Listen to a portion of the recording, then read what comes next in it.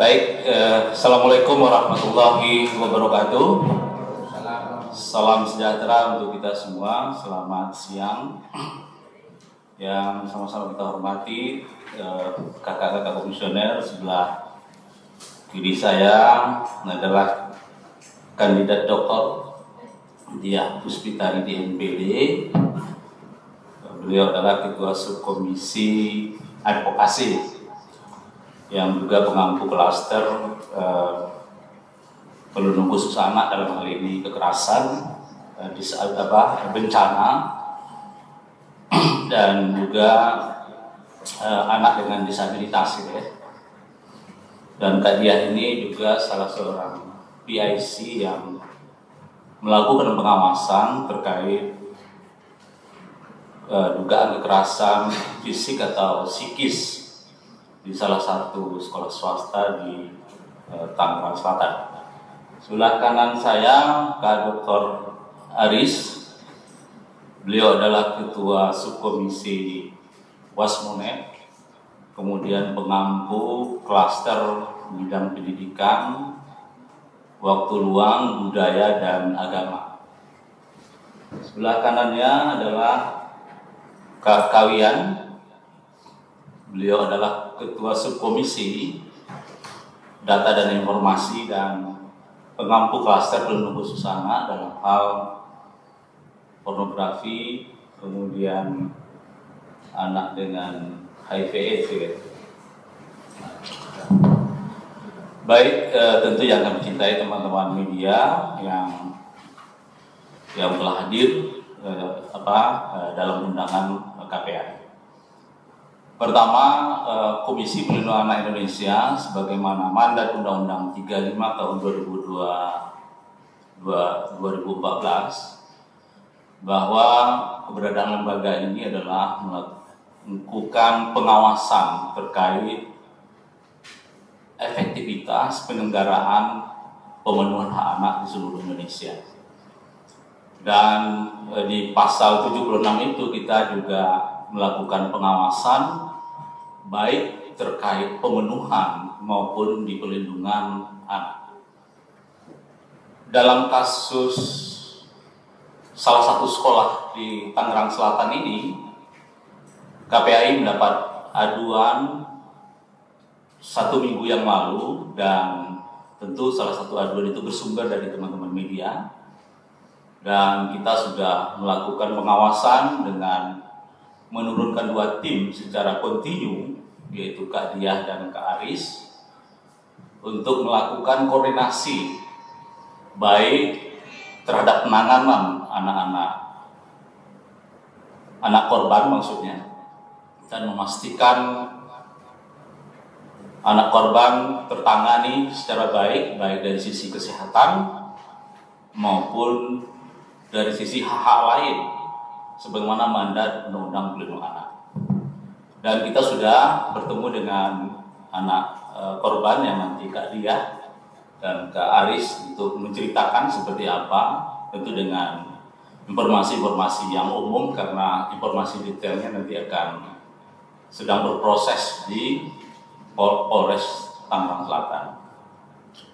Yang kedua, kita juga sudah bertemu juga dengan anak anak pelaku dan 8 orang anak dan termasuk juga keluarga untuk mendengar situasi-situasi yang ada dan mengkonfirmasi tentunya video-video yang mungkin teman-teman sudah menonton gitu ya. Dan kita juga sudah melakukan koordinasi dengan pihak sekolah gitu ya. Karena informasi awal pihak sekolah mengatakan bahwa tidak ada toleransi bagi kekerasan terhadap anak dan termasuk juga mengeluarkan anak, terutama anak-anak pelaku, yang tentu ini menjadi pengawasan kami di Komisi Perlindungan Anak Indonesia. Untuk lebih lengkapnya siaran pers ini nanti akan disampaikan oleh Kak Diah, kemudian nanti akan disampaikan juga oleh Kak Aris. Untuk itu silakan dulu dari Kak Diah, silakan. Terima kasih Pak Wakil Ketua. Selamat siang rekan-rekan media. Berhari-hari kita ketemu ya, hampir setiap hari. Dan kami juga mengapresiasi karena kasus bullying ini menjadi perhatian bangsa Indonesia. Tidak hanya kita yang hadir di sini, tapi juga menjadi perhatian hampir seluruh praktisi pendidikan, kemudian juga pemerintah, karena sudah beberapa kementerian yang hadir pula. Saya sampaikan tentang pengawasan KPAI yang sudah dilakukan dari mulai kami mendapatkan informasi hari Jumat 2 pekan yang lalu, hari Senin kami turun dan hampir tiap hari saya dan Pak Aris turun hingga terakhir kemarin. Kasus kekerasan fisik dan atau psikis, perundungan atau bullying yang menimpa anak AL yang diduga dilakukan oleh 11 orang, tetapi dari 11 itu 8 atau 9 orang anak siswa dan 3 orang dewasa di salah satu sekolah swasta. Di sekitar sekolah swasta di Serpong memberikan dampak yang mengancam semua pihak yang terlibat. Tidak hanya bagi anak yang dibully, tetapi juga bagi pelaku, bahkan bagi anak-anak yang menyaksikan bullying tersebut, serta berdampak juga bagi sekolah. Dampak dari kasus ini tidak bisa dianggap sepele dan semakin menyadarkan kita semua untuk lebih memperhatikan anak-anak korban perundungan. Menyikapi kasus ini sesuai amanat Undang-Undang Nomor 35 Tahun 2014 tentang Perlindungan Anak, Komisi Perlindungan Anak Indonesia (KPAI) melakukan pengawasan terhadap perlindungan dan pemenuhan hak anak terhadap kasus tersebut, yaitu sebagai berikut. Ini kami menyampaikan per hari, day by day, ya. Tanggal 19 Februari, KPAI berkoordinasi dengan Unit Pelaksana Teknis Daerah Perlindungan Perempuan dan Anak atau UPT-DPPA Kota Tangerang Selatan dalam rangka telaah dengan mengkaji informasi sebagai upaya untuk mendapatkan data yang komprehensif dan secara utuh. Tanggal 20 Februari, KPAI melakukan pengawasan langsung ke Polres Metro Tangerang Selatan untuk melakukan asistensi dengan Polda Metro Jaya. Jadi kami melihat apa yang sudah dilakukan oleh Polres Tangsel dan bagaimana kasus tersebut. Dan UPT dan selain Polda Metro Jaya hadir juga KPPA, ya, Kementerian Pemberdayaan Perempuan dan Perlindungan Anak, UPT-DPPA Kota Tangerang Selatan. Selanjutnya sorenya KPAI bertemu dengan anak korban. Jadi langsung kami bertemu dengan anak korban beserta orang tua yang saat itu sedang mendapatkan pendampingan psikologis di UPT-DPPA. Sekaligus KPAI berkoordinasi dengan pendamping hukum anak korban dan UPT-DPPA untuk rencana penerjunan Peksos karena pekerja sosial belum diturunkan. Tanggal 21 Februari atau 21 Februari Pak Aris. Oh ya, sebelum Pak Aris mungkin perlu kami tambahkan bahwa yang dilakukan oleh KPAI sesuai dengan tugas dan fungsinya, yaitu melakukan pengawasan sesuai dengan Undang-Undang Perlindungan Anak pasal 59A, di mana anak dan perlindungan khusus itu harus mendapatkan proses yang cepat. Kemudian yang kedua pendampingan psikososial, yang ketiga bantuan sosial, dan yang keempat perlindungan hukum. Jadi itu yang kami lakukan. Silakan Pak Aris. Masih lanjut? Oh baik. Ya, tanggal 21 Februari KPAI bersama Inspektorat Jenderal Kemendikbudristek, Kemenpp dan Kemenppa, Kemensos dan DP3 kami menemui pihak sekolah ya di Serpong dan ditemui oleh tim kuasa hukum, bukan kepala sekolah. Dan dari KPAI pula yang menginformasikan ya Pak Aris, kami menginformasikan pada Irjen bahwa ini harus ada dari Kemendikbud. Kemudian dalam pertemuan itu pihak sekolah menyampaikan informasi bahwa anak yang terlibat ya saat ini masih bersekolah. Jadi 21 Februari itu informasi dari mereka kepada kami semua itu masih bersekolah dan pembelajaran jarak jauh. Ya. Kemudian pihak sekolah juga menyampaikan sudah membentuk Satgas TPPK. Kemudian sekolah juga memutuskan akan melindungi hak pendidikan anak-anak yang terlibat. Selanjutnya KPAI mengunjungi TKP. bertemu dengan rekan-rekan semua, karena kami memastikan jarak antara sekolah dengan TKP itu jauh apa tidak. Ternyata tidak lebih dari 30 meter. Kemudian kami memastikan juga di lingkungan TKP apakah masyarakat mengetahui dan apakah masyarakat turut serta dalam pencegahan. Nah, rekan-rekan semua yang hadir mungkin bisa melihat bagaimana kondisi masyarakat yang di TKP. Ini masih lanjut saya? Oke. Tanggal 22 Februari KPAI mengawasi proses pemanggilan anak saksi. Jadi setelah saat itu dinaikkan menjadi penyidikan, dari penyidikan, kami memastikan anak-anak saksi ini mendapatkan datang apa tidak, itu dulu. Datang apa tidak ke Polres, kemudian kami pastikan harus didampingi oleh orang tua atau wali atau lawyer, jangan sendirian. Dan kami juga memastikan ada psikolog dan kapas, karena itu haknya anak yang sedang anak yang berkonflik dengan hukum harus ada pendampingan tersebut. Dan kemudian tanggal 23 Februari pemanggilan 2 kali. Jadi di tanggal 22 dan 23, di tanggal 22 itu kalau tidak salah 8 orang, di tanggal 23 3 orang. KPAI memastikan proses pengisian berita acara BAP saksi selesai. Harapan kami sebenarnya di hari Kamis itu sudah selesai, tuntas BAP, bisa gelar perkara dan lain sebagainya. Ternyata belum bisa. Dan KPAI bersama Itjen Kemendikbudristek dan KPPA menemui sekolah. Yang kedua, kami mengklarifikasi karena rekan-rekan wartawan media banyak yang menyampaikan anak-anak sudah dikeluarkan. Jadi kami klarifikasi, kenapa kok di awal begitu, di akhir ternyata berbeda. Maka kami datang lagi ke sana untuk klarifikasi, namun yang diterima hanya dari Irjen Kemendikbud. Dari KPAI, KPPA kami pulang. Kemudian kami bertemu dengan kami bertemu dengan sebagian dari keluarga anak, kemudian bertemu dengan DP3, KPPA dan Irjen Kemendikbud. Kami minta untuk hadir mendengarkan langsung apa yang terjadi. Kemudian dari sana kami mendapatkan banyak informasi yang berkaitan dengan hak-hak anak ya, yang terutama dalam pendidikan. Mungkin itu saja. Silakan Pak Aris.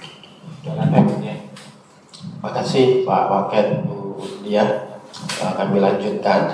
Tentu kita sudah mendengarkan upaya-upaya pengawasan yang begitu detail oleh kami di KPAI dalam rangka memastikan anak-anak kita itu terlindungi dengan baik dan terpenuhi hak-haknya, tentu sesuai dengan Undang-Undang Perlindungan Anak. Dan ini tentu menjadi deretan panjang tentu ya, situasi darurat kekerasan di satuan pendidikan kita. Untuk berikutnya tentu kami akan menyampaikan data KPAI di tahun 2023 mencatat ada 137 kasus anak korban perundungan di satuan pendidikan. Ini tanpa laporan ya. Laporan polisi, dan 411 kasus anak korban kekerasan fisik dan atau psikis, serta 3 kasus anak pelaku perundungan di satuan pendidikan juga tanpa laporan polisi, dan 158 anak berhadapan dengan hukum sebagai pelaku. Ini tahun 2023, artinya kasus yang di Serpong ini menambah daftar panjang kekerasan anak khususnya di satuan pendidikan. Sehingga ini perlu menjadi perhatian bersama agar terus secara masif meningkatkan literasi terkait perundungan bullying, baik itu pencegahan maupun penanganannya, sebab kasus perundungan berupa bully dan kekerasan fisik yang terjadi di dunia pendidikan, baik yang dilakukan oleh pendidik maupun sesama peserta didik, dapat hingga catatan kami dan tentu teman-teman jurnalis menyaksikan dampaknya hari ini bukan sekedar sakit secara fisik maupun psikis ya, hingga kepada anak-anak kita akhirnya memilih untuk mengakhiri hidup atau meninggal dunia. Penyelesaian kasus yang dilaksanakan oleh aparat penegak hukum dan dinas terkait cenderung belum menerapkan upaya-upaya perlindungan khusus bagi anak sebagaimana amanat Undang-Undang Perlindungan Anak pasal 59A, yakni perlindungan khusus bagi anak dilakukan melalui upaya A. Penanganan yang cepat. Kita bisa lihat bagaimana kasus di Serpong ini kita bisa menilai bersama-sama, termasuk pengobatan dan atau rehabilitasi secara fisik, psikis, dan sosial, serta pencegahan penyakit dan gangguan kesehatan lainnya. B. Pendampingan psikososial pada saat pengobatan sampai pemulihan. Tentu ini rentetan pemenuhan perlindungan khusus bagi anak ya. Kemudian pemberian bantuan sosial bagi anak yang berasal dari keluarga tidak mampu. D. Pemberian perlindungan dan pendampingan pada setiap proses peradilan. Nah, bagian-bagian ini yang kemudian KPI hadir untuk memastikan agar undang-undang ini bisa terimplementasi dengan baik. Sebagaimana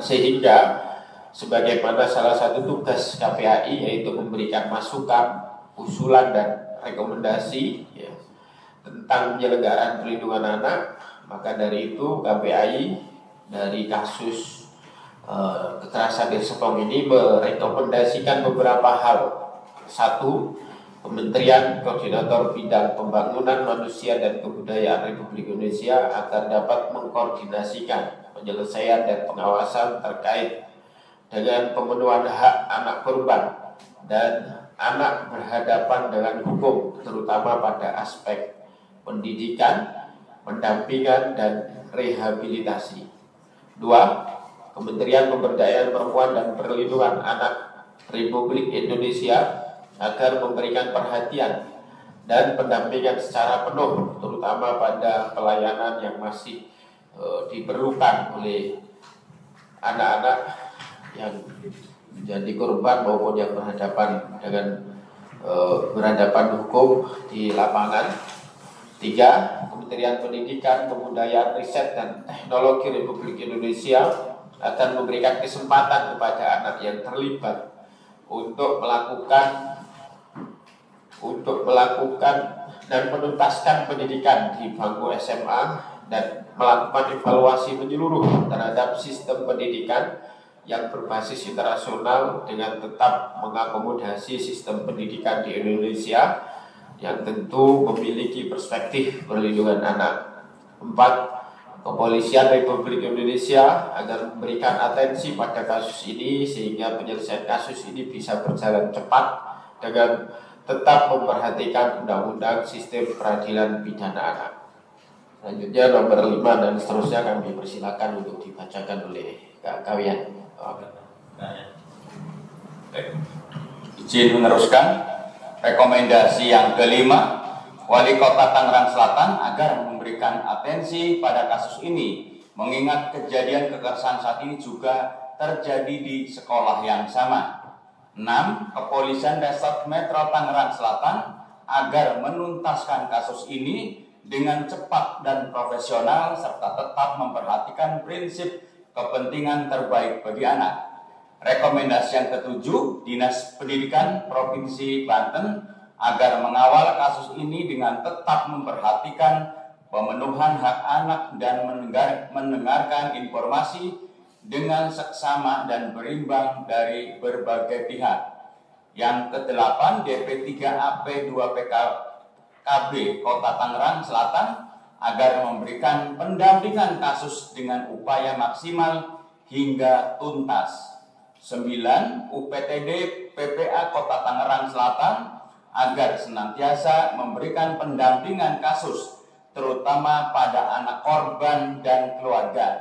Yang ke-10, kepala sekolah agar membuka diri dan memberikan informasi yang sebenar-benarnya dan menerima masukan dari berbagai pihak, serta mempertimbangkan hak pendidikan anak yang terlibat, serta memastikan kerjasama antara sekolah, orang tua, atau wali murid dan dinas pendidikan untuk memantau aktivitas siswa di media sosial dan memantau keterlibatan siswa dalam kelompok-kelompok atau geng ya. Rekomendasi yang ke-9 ini memang sangat penting karena kebanyakan kasus perundungan dan kekerasan itu berawal dari adanya geng, baik itu yang terjadi Serpong, yang di Cilacap maupun di tempat-tempat lain. Ini harus menjadi perhatian. Dan rekomendasi yang kami buat ya, kami berharapkan agar pemerintah daerah, lembaga negara lainnya meningkatkan komitmennya dalam melaksanakan kewajiban dan tanggung jawab untuk memberikan perlindungan khusus kepada anak. Jakarta, 27 Februari 2024, Komisi Perlindungan Anak Indonesia. Komisioner yang mengampu kasus ini adalah Ibu Dia Puspitarini dan Bapak Aris Laksono. Terima kasih. Assalamualaikum warahmatullahi wabarakatuh. Baik teman-teman media, mungkin saatnya untuk mendalami informasi pengawasan yang sudah dilakukan oleh KPAI, baik itu penyelesaian secara cepat, jangka pendek gitu ya, dan koordinasi lintas kementerian dan lembaga dan Pemda. Dan jika ada poin-poin yang mau didalami, dipersilakan. Kita buka 3 dulu, 1, 2, satu lagi ada. 3, silakan Mas dari ada nih teman-teman di belakang tolong bantu.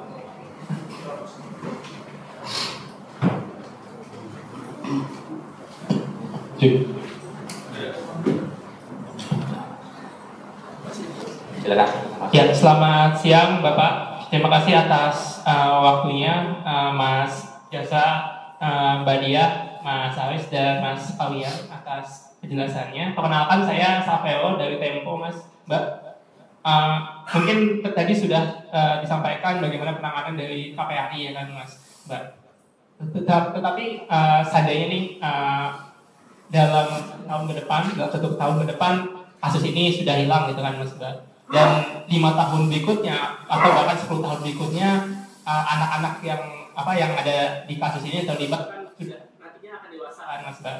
Ketika mereka sudah dewasa, mereka akan bisa saja akan, meskipun media seperti kami menyembunyikan identitasnya, nanti 5 tahun atau 10 tahun ke depan kan bisa saja terbongkar lagi atau terulang lagi atau expose lagi soal identitas dari si korban ini dan pelaku gitu kan, Mas, Mbak.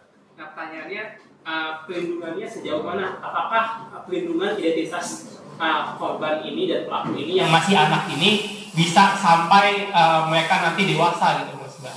Dan bisa saja kan media sosial nanti akan kembali mengungkit masa lalu mereka ketika mereka sudah dewasa nanti, dan ujungnya bisa saja itu mempengaruhi mereka dalam kehidupan sosial, terutama dalam berkarir atau dalam memperoleh pendidikan. Terima kasih. Iya, digital. Ya, tadi Mbak, silakan. Langsung aja kali ya, Pak. Ya, boleh. Rena dari suara.com. Siapa namanya, Pak? Rena dari suara.com. Pak, tadi ada bias antara apakah si terduga pelaku yang 8 orang ini memang dikeluarkan dari sekolah atau karena kemarin mendapat dari pengacara terduga pelaku bahwa si anak ini diminta untuk keluar gitu, dan sekarang statusnya apakah masih siswa tapi dengan sekolah jarak jauh atau hanya ikut ujian nanti pada saat kelas 3 SMA seperti itu. Terima kasih.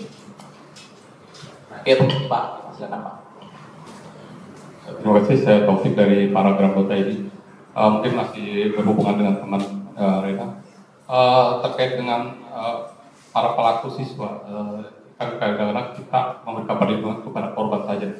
Jadi, apakah para pelaku ini juga dari 11? Dan ketika peristiwa itu terjadi, apakah memang hanya 11 orang ini aja? Atau lebih ketika terjadi peristiwa itu? Ketika lebih, maka tidak adil rasanya ketika mungkin hanya dari tidak semua yang ada di situ, walaupun mereka hanya bersifat provokator dengan ucapan, tetapi itulah yang mungkin yang salah satunya menyuruh terjadi peristiwa itu. Seperti itu. Mungkin kebanyakan kasus adalah mereka yang melakukan peristiwa secara fisik, yang akhirnya dikenakan sebagai korban atau sebagai pelaku, dituduh sebagai pelaku, dan mereka katanya biasanya sanksinya jauh lebih besar dibandingkan temannya hanya mengikuti. Dan untuk perlindungan, adakah perlindungan kepada para pelaku ini dari KPAI, dan di mana letak perbedaan antara si korban dan si pelaku, gitu. Atau memang kasus ini tetap akan dikawal berbarengan dua-duanya karena prinsip utamanya adalah untuk kepentingan anak. Mungkin itu dari saya, terima kasih. Ya, terima kasih. Silakan Kak Dia nanti menjawab. Setelah itu Aris gitu ya, terkait yang menarik itu apakah hari ini adik-adik itu masih terdaftar di Dapodik atau sudah dikeluarkan gitu. Dia bisa di-update informasi karena berubah-berubah gitu ya. Kan? Mungkin waktu menambahkan yang anak. Pertanyaan Mas ya tadi yang pertama. Oh ya, ya.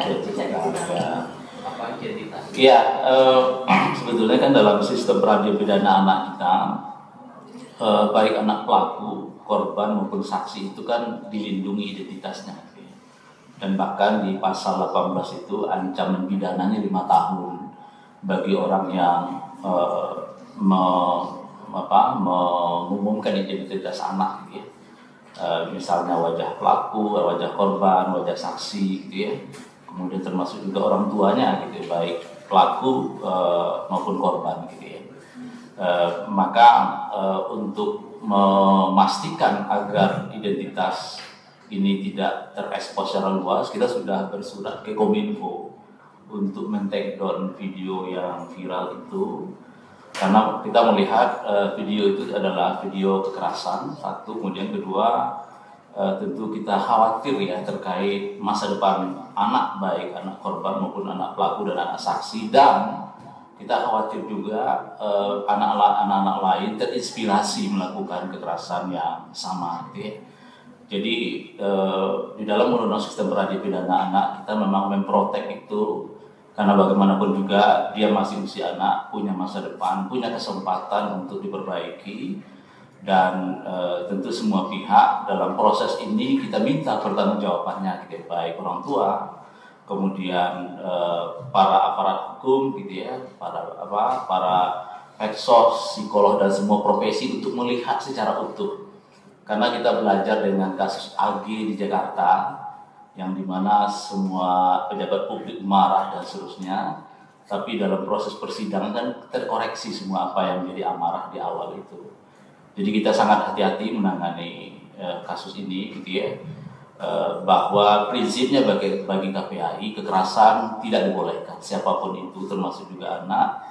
Kemudian yang kedua, tentu semua pihak harus bergerak secara bersama dan memastikan semua instrumen di dalam undang-undang perlindungan anak itu ada 16 hak anak korban, anak pelaku gitu ya, dan anak saksi dipastikan dalam pengawasan kita itu tertangani secara baik ya, baik hak atas pendidikan didampingi oleh kuasa hukum, didampingi oleh orang tua, hak atas pendidikan, dan termasuk juga soal identitas tadi gitu yang tentu ini menjadi concern kita ya, karena jejak digital itu nanti akan menghambat mereka ke depan gitu ya, dan termasuk juga apakah bekerja dan seterusnya gitu ya. Maka dari awal kita sampaikan itu, termasuk juga aparat hukum untuk tidak mempublikasi identitas anak baik pelaku, korban maupun saksi. Saya kira itu terkait yang disampaikan dari teman-teman Tempo. Silakan Kak ya. Baik, saya merespon pada hak pendidikan anak karena memang isu itu yang menjadi konsen saya terkait hak pendidikan anak.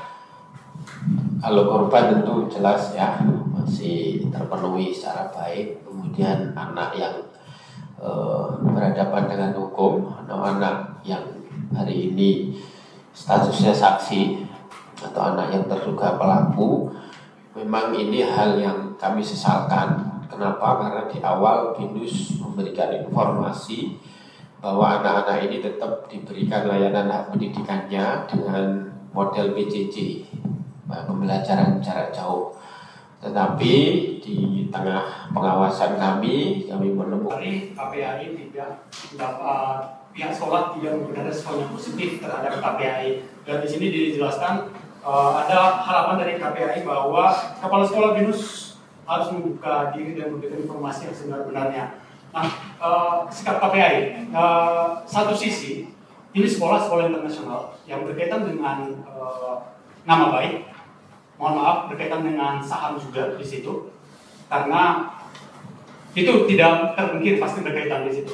Dan ketika mereka memelihara hak anak ini, ada pandangan di masyarakat bahwa mereka tetap memelihara membuli di situ, meskipun secara positif hak belajar anak yang diberikan di situ. Nah, kemudian apakah tidak ada opsi lain? Ya, kenapa enggak dicarikan sekolah lain?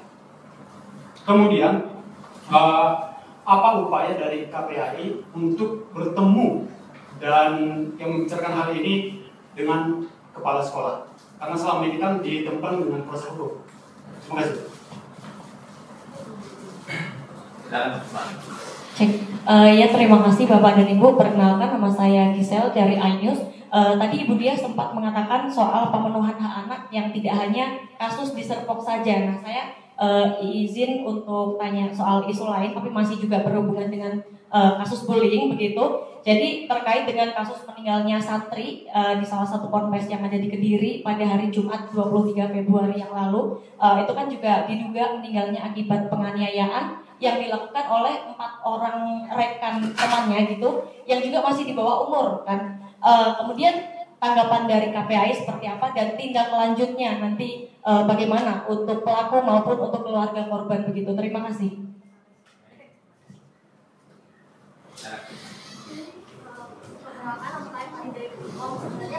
Mbak Farida.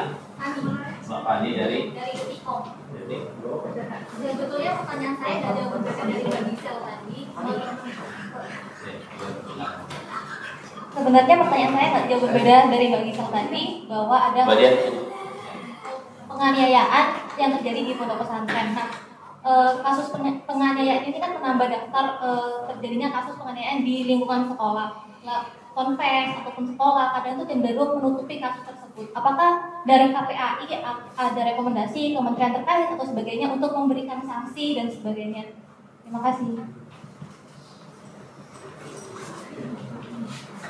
Selamat datang Kak Dian, Ketua Subkomisi Pengaduan dan Pengampu Klaster Anak Berhadapan dengan Hukum, kemudian kekerasan seksual ya. Silakan, ada 3 pertanyaan dari teman-teman dia. Dari siapa dulu? Ini nampaknya ya, Warta Kota. Silakan. Ini kok serius sih ini? Mau nggak serius? Mau agak santai? Iya. Ya memang. Oke, baik. Kami kemarin sudah bertemu hari Senin dengan pihak sekolah. Dan ada Irjen Kemendikbud, ada Bu Irjen langsung turun, kemudian ada Deputi KPPA, Perlindungan Khusus Anak KPPA, Bu Rini. Kami bersyukur, kami setelah berkoordinasi kami meminta yang harus memenuhi adalah prinsipal. Dan kemarin lengkap, Mas, sudah ada prinsipal, kan ada 2 prinsipal, kemudian juga yayasan. Kemudian kami menyampaikan apa yang menjadi ganjalan selama proses ini. Kemudian memang betul kita juga harus menjaga nama baik sekolah, tetapi kami ada kekhawatiran juga bagaimana nanti anak-anak di sana mungkin seperti seolah-olah membiarkan ada anak pelaku dan lain sebagainya. Tetapi kami sampaikan ya mungkin nanti ditambah Budian yang sudah sangat memahami yang anak berkonflik dengan hukum. Jadi begini Mas Mbak, ini untuk pembelajaran kita bersama ya. Sepanjang anak masih dalam proses, itu kan belum ada keputusan ya. Apakah anak ini disebut anak berkonflik dengan hukum atau tidak. Nah, kita menyerahkan proses ini berjalan, tetapi di dalam proses ini kan anak itu masih harus mendapatkan pendidikan. Nah, apabila nanti terdapat putusan Ya, misalnya sudah diputus ya, diputus, kemudian anak harus, ini pahit-pahitnya, dan kemarin kami sampaikan, misalnya di LPKA ya Kak, atau LPKS, itu mungkin nanti baru dilimpahkan pendidikannya. Kan tidak mungkin berstatus sekolah, berstatus di sekolah tersebut, tapi dilimpahkan bisa paket dan lain sebagainya, ada di LPKA, ada LPKS. Koreksi kalau salah. Ya, nah, jadi ini pun juga terjadi di kasus-kasus yang lain juga sama. Nah, sehingga kami juga menyampaikan bahwa dalam Undang-Undang Perlindungan Anak itu kan memang proses harus cepat dari mulai awal dan sampai putusan. Itu biasanya ya jangan sampai melebihi 1-2 bulan ya. Nah, karena selama itu kan jelas sekali anak masih punya hak-hak yang lain. Nah, jadi itu yang kami sampaikan kemarin, dan sekolah, irjen dan lain sebagainya semuanya akan mengkaji. Memang butuh proses. Nah, tetapi solusi bagi anak-anak ini kan harus segera. Maka kami pun dalam kesempatan ini mendesak agar Polres Tangerang Selatan agar segera menuntaskan entah gelar perkara yang kedua, kemudian statusnya. Karena itu akan menjadi kejelasan bagi anak-anak ini. Kalau menggantung itu susah. Kasihan, anak-anak ini semakin tidak jelas. Mungkin ditambahkan Mbak Pujian. Ya, kasih informasi mungkin KE ini ada 2 pertanyaan teman-teman. Yang tadi itu kenapa anak ini nggak dimudahkan? Situasi anak terduga pelaku atau yang dari satu saksi itu semuanya kebetulan kelas 12. Tinggal 1 minggu ya ujian, terus ini kemudian status dapodik. Kalau anak pindah itu ada batas waktunya. Nah, kebetulan terakhir tanggal 15 Februari sudah terkunci, jadi nggak bisa kemudian memindahkan dengan gampang. Nah, kalau kemudian dipaksa dipindahkan, nggak ada tujuan, maka akan menambah daftar panjang anak putus sekolah, begitu. Kondisinya seperti itu. Terima kasih. Yang kasus ini, iya. Komnas KPAI terkait kasus-kasus yang berulang. Iya, terkait kasus. Ya, kasus di Pondok Pesantren Kediri itu kami sejauh kita baru menerima informasi baru kemarin ya. Kemudian langkah yang kami lakukan adalah berkoordinasi dengan pihak Kementerian Agama untuk kemudian menggali informasi yang kemudian terjadi lebih mendalam lagi. Nah, bagaimana kemudian perlakuan terutama kepada anak-anak terduga pelaku ya, kemudian juga anak korban yang sampai meninggal dunia. Yang pertama tentu kami utamakan bagaimana perlindungan anak korban ya, agar kemudian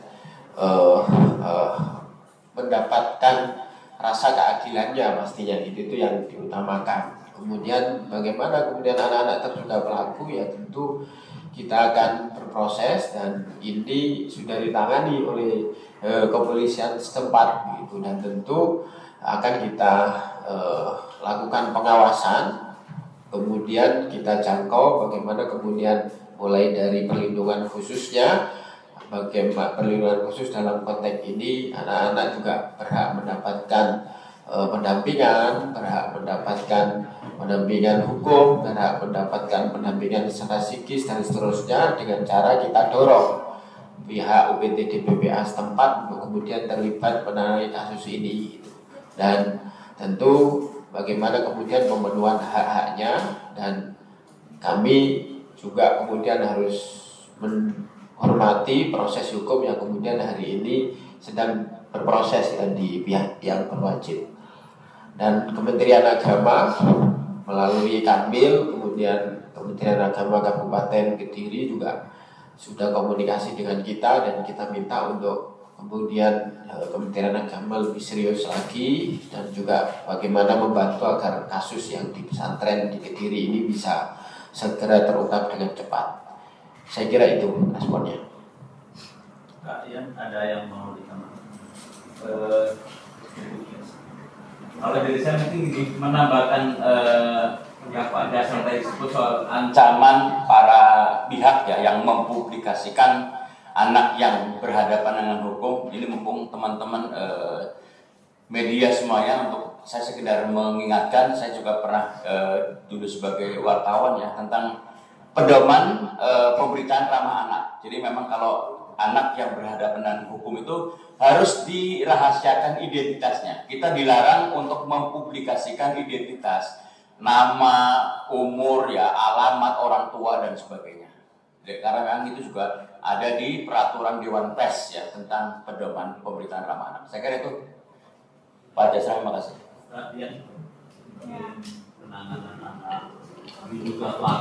Siap. Selamat siang semua. Mohon maaf saya terlambat bergabung. Terkait kasus ini menjadi saat yang tepat juga untuk kita mengingatkan bahwa Indonesia punya undang-undang sistem peradilan pidana anak sudah berusia 12 tahun lebih. Namun SPPA ini kayak diuji lagi dengan kasus ini, terutama kasus-kasus yang melibatkan anak sebagai anak yang berkonflik dengan hukum.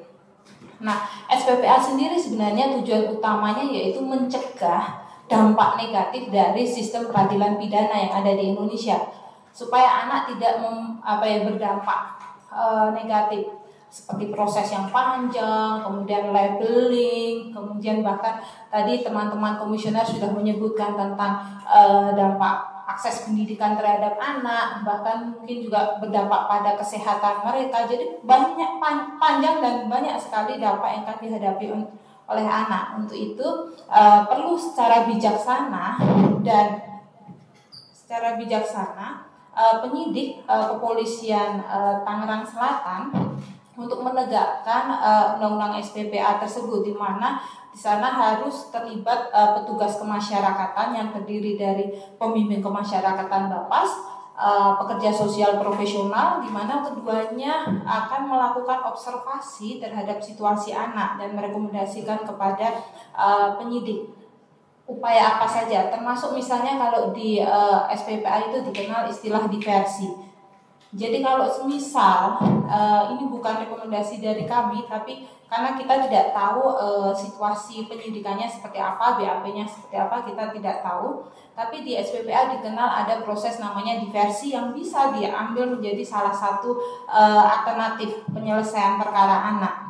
Diversi itu tidak bisa dilakukan gegabah, tapi harus menunggu litmas dari Bapas, lapsos dari pekerja sosial. Nah, ini sebenarnya tujuannya untuk membantu aparat penegak hukum, teman-teman penyidik mengetahui lebih detail kasus itu seperti apa, bagaimana situasi anak tidak hanya ketika melakukan tindak pidana, tapi bagaimana situasi lingkungan terdekat bagi anak yang mempengaruhi perilaku yang salah tersebut. Misalnya bagaimana pengasuhan, bagaimana pertemanan di sekolah dan di lingkungan pergaulan. Jadi di sini kami ingin menegaskan bahwa semua pihak yang berkaitan dengan SPPA harus secara serius dan profesional menegakkan SPPA, dan jangan lupa ada hak yang paling mendasar anak yang berhadapan dengan hukum, baik korban, saksi maupun anak konflik hukum, yaitu diperlakukan secara manusiawi dan bermartabat. Salah satu contoh paling sederhana perlakuan manusiawi itu kalau anak korban atau saksi atau AKH ketika diperiksa, harus teman-teman penyidik harus memperhatikan juga waktu istirahat anak. Apakah pemeriksaan tersebut ini masuk ke dalam jam istirahat, apakah sudah over dan lain-lain, itu harus menjadi pertimbangan juga.